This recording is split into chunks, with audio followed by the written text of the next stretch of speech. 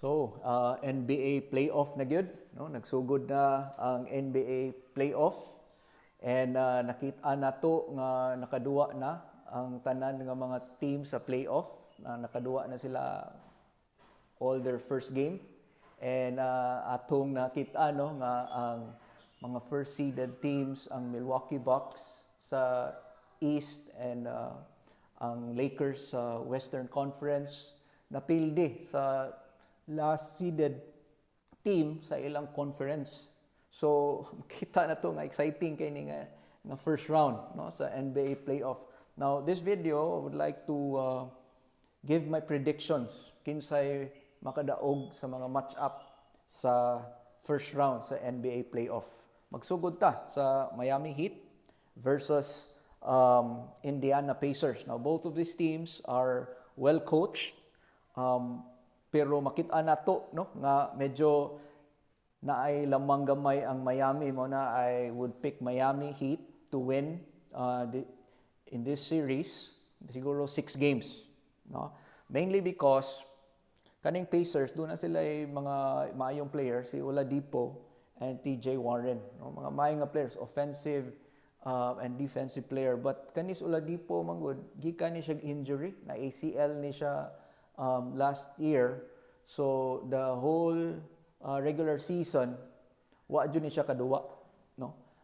Karon lang ni siya diri sa Orlando bubble nga niduwag balik. So di pa jud ni siya 100% no. On the other hand naman, you have Butler sa Miami. You have excellent shooters no mga outside snipers na si Robinson and Hero, mga rookie ni sila pero di mahadlok no.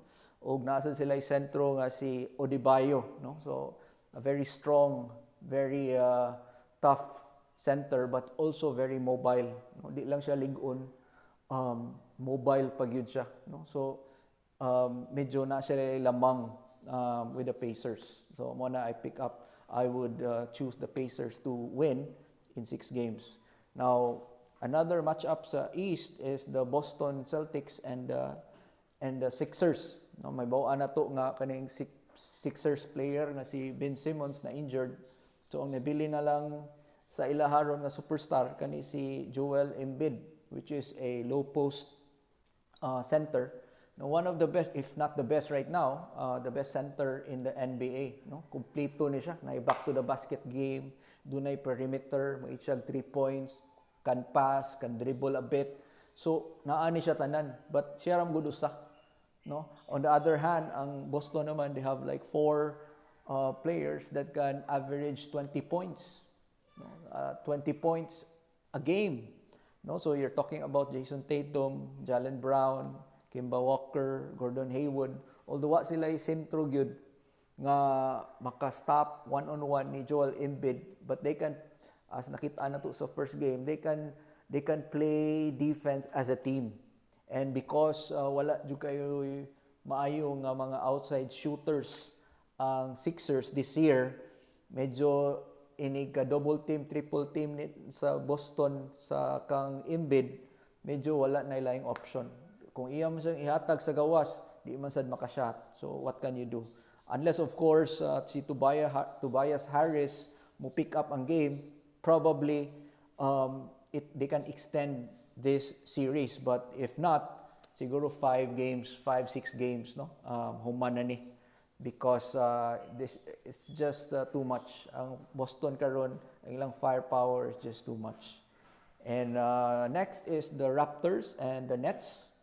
Now I would pick the Raptors over the Nets kay ang Nets murag wa gyud sila no both defense and offense wa gyud no siguro next year na lang no ikabalik nila ni Durant o ni Kyrie inyo na ng panahon but this playoff Raptors mga mama na kayo mga gahi na kayo they're proven veterans and they are complete no they have a very good defense and a very well balanced offense so it's very hard to defeat them as far as the Nets is concerned no so Raptors siguro masilhig ni nila no they can sweep this series in 4 games. Now, Bucks versus Magic, no nakita na to ganyan as I mentioned, napildi ang Bucks sa Magic, no na blindside sila ganiha. But really, when you look at the lineup of the Magic, they don't have the firepower. Their their defense is decent, but no, not enough to stop the Greek Freak. It's just the Greek Freak is just too much. As kaning matchup, maglisod ang Magic, no, to defend the Greek Freak and the perimeter shooters around him. It's just the talent, the shooting is just all over. No, so it's very hard to defeat the Bucks if you're the Magic. So I would pick the Bucks to win the series 5 or 6 games. 5 or 6 games. Now we go to the Western Conference. Now we start with the Rockets. Now the Rockets and the Thunder, duwa ni sila ganiha, and we saw, no, I saw how committed the Rockets are in their small ball basketball. No, commit jud sila. No, makita nimo nga puro jud mga perimeter players ang nagduwa. No, ilang sentro is a 6'6", 6'7" nga player nga, you know, nara sa kilid, nasa corner. And he is the number one, he has the highest percentage in corner 3 points. So daghan kay siya na shoot nga corner 3 points this season. No, sintro ni siya, mo itchag trace nas corner. So magtan-aw ka silang offense, sila tanan nas gawas sa 3-point area, no? Walay tao sa sud. Walay offensive player sa sud, no? Puro sila nas gawas. Lisod kay kuhaon, no? Napil din nilang Thunder ganiha. And I would pick the Rockets to win this series, siguro 6 games. But if Westbrook can come back sooner, maybe kung makabalik siya next game, na injured man ni Westbrook, no, na siya injury karon mo nang wa siya makaduwa. Now kung makabalik siya next game, basin 5 games ra ni, no? 5 games ra siguro ni. But kung dugay-dugay siya makabalik, basig mo extend pa ni to 6, maybe 7, depende on sa condition ni Westbrook. Okay, but I would pick Rockets to win over the Thunders, no? Then you have the Nuggets versus the Jazz. No, nakita na to ganihang buntag again si Donovan Mitchell sa Jazz, no? Ni score ni siya 57 points, the third highest in NBA history. Points made in the playoff. No, only Michael Jordan and Robertson, I think, is ahead of him. So ingon na to nga maayo ning tuhan na, no? But siya ra gudusa. And when you look at the other team, the Nuggets, you have the Serbian center si Nikolai, no, point center, no, lisod ni kuhaon tawhana na ichas gawas na ilusot na low post, may mo pasa, no, taas kay basketball IQ. And around him, doon na sa mga ligon sa kayo, deep kay nga mga team, no. You have Michael Porter Jr., Jamal Murray, you have Jason Plumlee, you have Paul Millsap, veterano na jud kay di sa maratol, no. So I believe Nuggets are one of the deepest team, no. Siguro maumao sila or second sila sa Clippers as far as depth is concerned, no. So medyo lawom jud ni siya. So if you are the Jazz and you only have Donovan Mitchell to score for you, playoff man gud ni siya, no. Matutukan jud ka, tagaan jud kag strategy so that you will be neutralized. Kung di magay ma-neutralize, minimize your output. So I would pick the Nuggets, no, over the Jazz, siguro 5 games.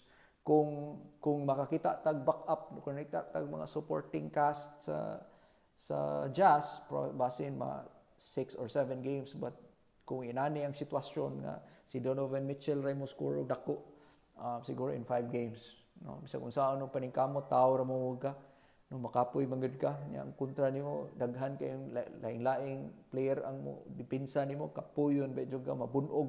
And Donovan Mitchell is not that tall, ha? He's like 6'2", no. So very small and dagko sa kaning Nuggets. So every bangga ba you can feel, no, every tukmod, every push, every block, no, sakit. So It can compound, it can bother you, no, physically. Now we go up to the Clippers versus the Mavericks, no.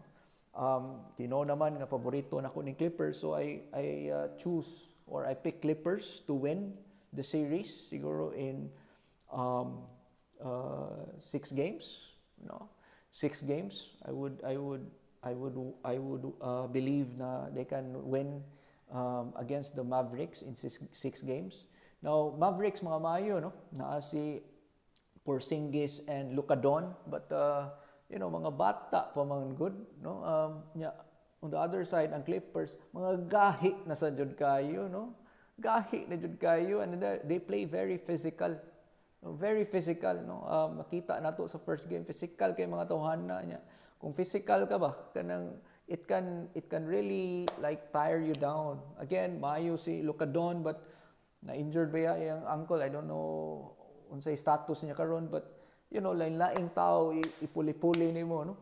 Naa si Leonard, naa si Paul George, naa pa jud si Morris, no. Lain-lain ihatag nimo, no, mga physical ra ba kayo nga mga player, no. So in a long series, it can really tire you down, no. It can tire you down. Now the last team match up is Lakers versus Blazers, no. I would kani bold kani buratag si Charles Barkley ani.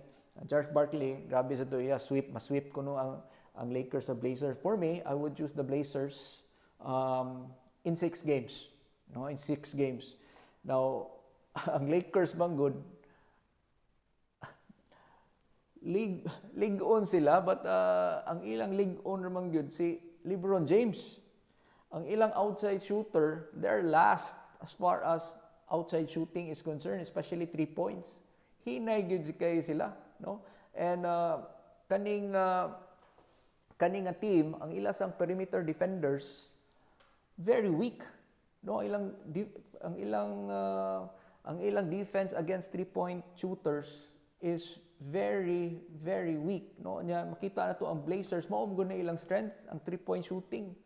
And atong nakita ganiha ilang gibuhat, no, nga ilang i-trap igasud pa lang sa half court line, no, ilang i-trap tadaan si Dane Dollar, no, ilang i-trap daan, but it will open up the middle for the bigs, mga sentro nila, sila si Whiteside,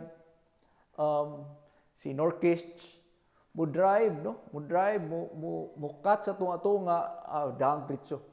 No, drunk dito. Mao ni si Nurkic gani first quarter pa lang double na, no. So usaon na nila ron. Kay kung di sa nila double teaman si Dane Dalla, kulatahon sa sila 3 points. Kung ila sang double teaman, ma-open ang mga dagko. Dakdakan ra sila sige, and ang Lakers, one of their strength is their bigs. Pero maneutralize man good sa Blazers kay naam sad sila yung mga dagkong lawasad. No, di sad nimo maano ilang mga dagko, mga bata pag yun, no. Kaning sa Lakers dagko pero medyo guwang-guwang na, no. Mga veterano na. But then again, no, I would I believe the Blazers can beat the Lakers in 6 games. Maluoy lang kung LeBron, but what can we do? No, what can we do? Mao na ang akong mga first round playoff predictions. Ato ning tan-aw, no, iguhuman sa first round kung pilay sakto, pilay sayop sa atong mga prediction. Thank you very much. Again, no, kung ganahan mo, like lang sad, no, like lang sad. Kung ganahan sa mo subscribe lang sad, no. Lingaw ra mi ning ato. Okay? See you sa sunod nga video. Thank you very much.